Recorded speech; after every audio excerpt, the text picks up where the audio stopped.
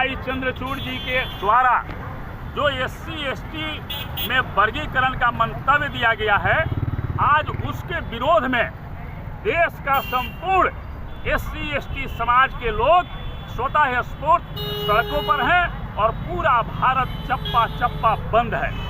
और इसका सीधा सीधी मतलब है, हम तो यह कहना चाहते हैं कि भाजपा के अंदर बहुत बड़ा घमासान चल रहा है और वह घमासान नेतृत्व परिवर्तन को लेकर के चल रहा है। भाजपा के अंदर ही कुछ लॉबी है जो चाहती है कि नरेंद्र मोदी और अमित शाह के नेतृत्व को बदल दिया जाए, और वही लॉबी जो है इस तरह का देश में साजिश कर रही है कि बड़े बड़े पैमाने पर जो साजिश होगी उससे स्वाभाविक है कि जिसकी सरकार है वो बदनाम होगा।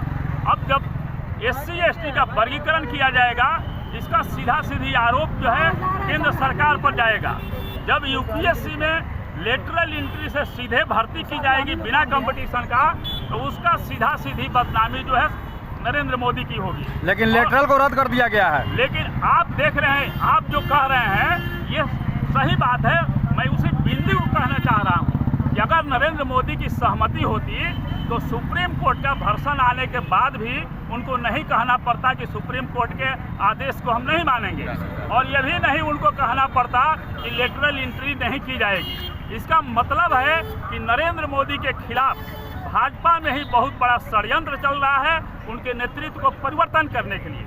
नहीं तो DY चंद्रचूड़ अब तक देश में गरीब गुरबा और आम जनता के पक्ष में बोलने के लिए और डिसीजन लेने के लिए जाने जाते थे, और आज सेवानिवृत्त होने के कुछ क्षण पहले ये जो बयान दिए हैं, आखिर सुप्रीम कौन है? आपके साथ जो है सुप्रीम शब्द लग गया, इसका मतलब आप सुप्रीम नहीं है। सुप्रीम कोर्ट सुप्रीम नहीं है, सुप्रीम यहाँ का कॉन्स्टिट्यूशन है, और एक लोअर कोर्ट के जज से लेकर के और माननीय सर्वोच्च न्यायालय का जज भी अपनी कलम चलाता है तो संविधान के तहत चलाता है। और संविधान में SC/ST के संबंध में क्या प्रावधान है? आर्टिकल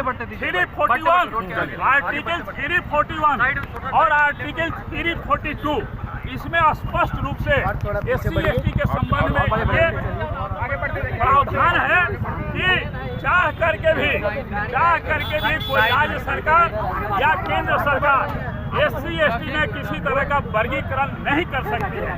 और इस कानून की सुरक्षा पीछे बढ़ते जाइए, पीछे शेड्यूल 5 एंड 6 में ये कॉन्स्टिट्यूशनल सेफ गार्ड बनाए गए हैं कि चाह करके भी इस कॉन्स्टिट्यूशन को थोड़ा सा पीछे और होइए ना, रोड पे हम लोग हैं। चलिए थोड़ा सा पीछे। कहता है कि SC/ST में वर्गीकरण नहीं हो सकता है, तो हमारे सर्वोच्च न्यायालय के माननीय मुख्य न्यायाधीश जी किस कॉन्स्टिट्यूशन के आधार पर ये वर्गीकरण का आदेश दिए हुए हैं?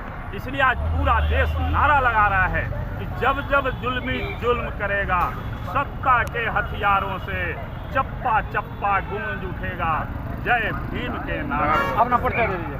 मैं शिव कुमार माझी हूँ और अखिल भारतीय चौहरमल मोर्चा का राष्ट्रीय